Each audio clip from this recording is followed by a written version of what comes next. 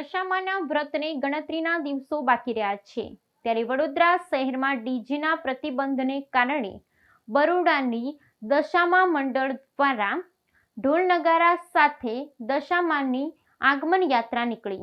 દશામાના વ્રતને ગણતરીના દિવસો બાકી રહ્યા છે ત્યારે વડોદરા શહેરમાં ડીજેના પ્રતિબંધને કારણે બરોડાની દશામા મંડળ દ્વારા ઢોલ નગારા સાથે દશામાની આગમન યાત્રા નીકળી। દશામાના વ્રતને ગણતરીના દિવસો બાકી રહ્યા છે ત્યારે માઈ ભક્તો અને મંડળો દ્વારા વાતે ગાતે મા દશામાની આગમન યાત્રા કાઢવામાં આવી છે। મા દશામા વ્રત વડોદરા શહેરમાં ખૂબ જ ભક્તિ અને હર્ષ ઉલ્લાસથી ઉજવવામાં આવે છે।